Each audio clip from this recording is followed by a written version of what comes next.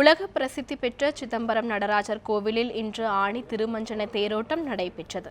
சிதம்பரம் நடராஜர் கோவில் ஆணி திருமஞ்சன உற்சவம் ஜூலை 1ஆம் தேதி கொடியேற்றத்துடன் தொடங்கியது. இதனை அடுத்து காலை மாலை இரு வேளைகளிலும் வீதி உலா நடைபெற்றது.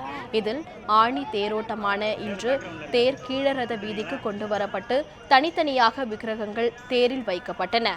இதனைத் தொடர்ந்து தெற்கு ரத வீதி வழியாக தேர் புறப்பட்டது. இதில் ஆயிரக்கணக்கான பக்தர்கள் பங்கேற்று தேரை வடம் பிடித்து இழுத்தனர்.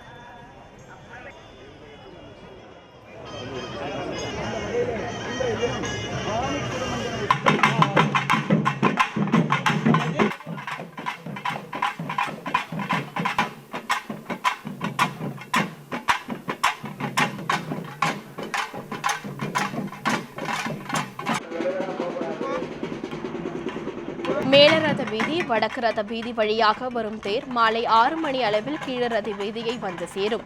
இதனைத் தொடர்ந்து ஆயிரங்கால் மண்டபத்தின் முன்பு சிறப்பு லட்சார்ச்சனை நடைபெற உள்ளதாக கோவில் நிர்வாகத்தினர் தெரிவித்தனர்.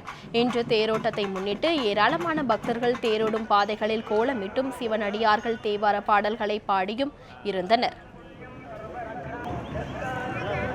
திருநாள் சிதம்பர கஷேத்திரத்திலே வருடத்திலே 2 முறை மார்கழி திருவாதிரையிலும் ஆணி திருமஞ்சனம் என்று போற்றக்கூடிய ஆணி உத்திர நன்னாளிலே இப்பொழுது சிறப்பாக சுவாமி அப்படியே தேரிலே பவனி வந்து கொண்டுள்ளார்.